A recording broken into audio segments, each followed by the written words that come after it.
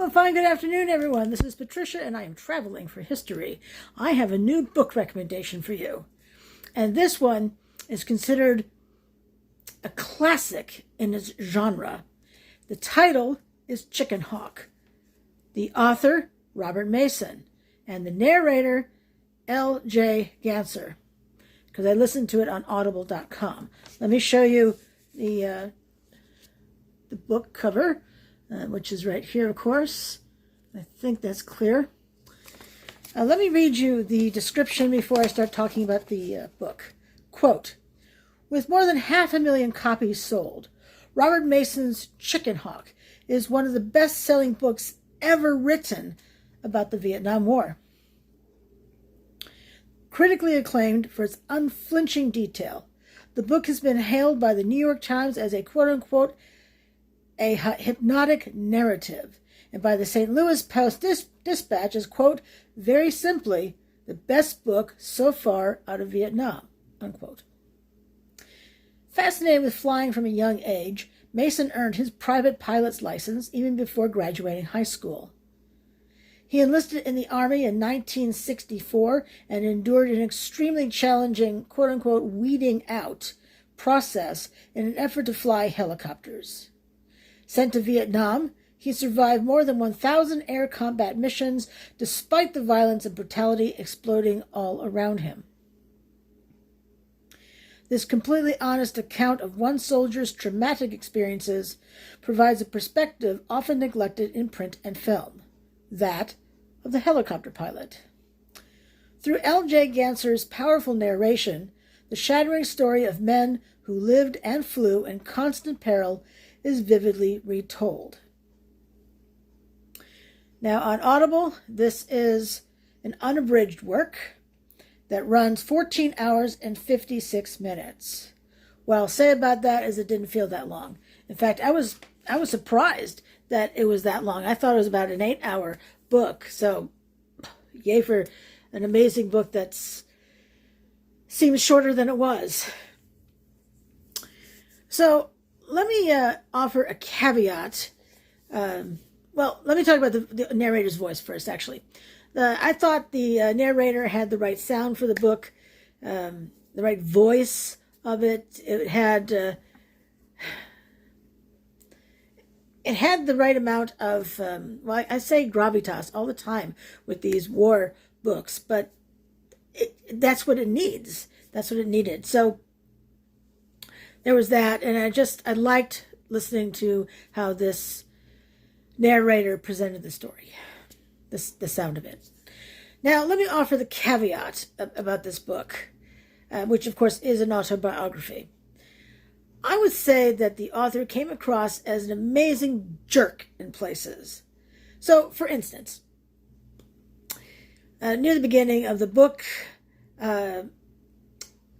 he didn't address superiors correctly. He went through basic training. A friend of mine who's a veteran said that she had to memorize these ranks and what they meant to know essentially whom to salute and how to address and all that. And this guy had just apparently no clue. Well, went through the basic training, but I just thought, well, we're all comrades. No, you're not. You're not. And and in this description too, I'm going to come back to this. That weeding out process. Oh my gosh. Yeah. So let me just describe that for a moment too. So he was in this class training. It was, we'll call it a course. And part of that was having to call people to attention and lead them and all that. And he just didn't try. I mean, he says in the book that he didn't like it, and it wasn't the flying stuff he wanted to learn, and, who cares, really? But because of that weeding out process, he was nearly cut from the program. And he had to defend himself before this panel as to why he shouldn't be cut from the program. And he managed to, clearly, he managed to save himself. But because that flight program was full, he had to go through that course a second time. It boggles the mind. It just does. That said, this is an autobiography, as I stated before, and I think it's actually kind of brave to add those portions that made him come across as an absolute, in my mind. That's a hard truth about oneself. So, as much as it annoyed me, irritated me, and made me think that he was a jerk, I think it was a good thing to include it to show that he was honest. We learn about he goes along to share the school training, and in case you don't know, by the way, you must take. You have to learn how to fly an airplane before you can learn how to fly a helicopter. Interestingly enough, I had looked into it because I think helicopters are really interesting. I've never had a desire to fly a plane, but I thought learning how to fly a helicopter may be interesting. But it says that you must learn how to fly a plane first, and then before you can learn how to fly a helicopter. So the fact that he already knew how to fly a plane was certainly helpful. So throughout the book, you learn about what it was like for him to learn how to fly and experiences he had with that in the trainings, how excited he was when he got his helmet and his gloves. That was exciting as well. I was smiling along with that. And then, of course, all those experiences during wartime. Fascinating, horrifying, terrifying. There's not much between you and death. And if you're up in the air and you got shot down, your chances of survival have become much slimmer. So, really, really good. It talks about these different officers and how they would take care or not of the people flying and whoever else. As we go along in the book, he introduces a lot of people to us. A lot of people. I thought, I wonder if he's going to give us, a rundown of all these folks and what happened to them.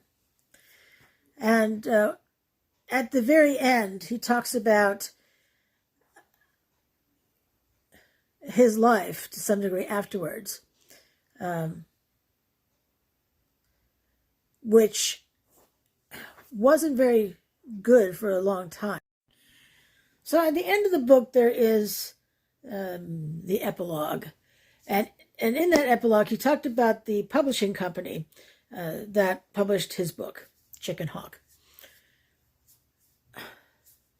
Said that he had wanted to use the real names, and he had the real names in his draft. The publisher was really nervous about using real names, so he had to change all of them. So what I really, really liked in this epilogue was how he not only told us what happened to all these people, practically everyone, not the Vietnamese folks so much because he couldn't possibly have known about them, but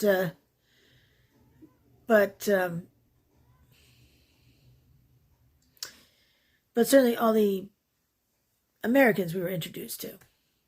Not only that, but he he told us the real names of those people, and I love that too. He did say there were some people who did not want him to share their names, and he did not share their names. And he said right in that epilogue, "I'm not going to do that." So because they asked me not to. So at the he did talk about a second book he had written, his life after he left Vietnam. This book, this Chickenhawk book, it doesn't say it here, but it's been translated into multiple languages, and it's been around for at least 20 years. His second book, which he actually talks about some of these things at the end of this one, went out of print. There just didn't seem to be as much interest. But this was a very good book. If you get past the jerk part, I was able to get past the jerk part, and every time it reared its ugly head in some of the part, just think, oh, really? Here we go again. But regardless of that, it is an excellent book, and I do highly recommend it if you are interested in learning about helicopter pilots, because I was not. It's not a type of history I learned about, so I wanted to learn. So it will satisfy that itch. So I do recommend it highly. I think if you like that kind of genre, you will enjoy this. I mean, this is a classic and highly regarded. Of the, it says here, and this is from Amazon, by the way, for Audible, from audible.com, Audible audiobook. It has from 7,196 ratings.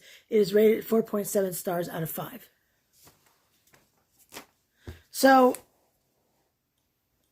do I think you would enjoy it? Yes, I do. I really do. So, there you go.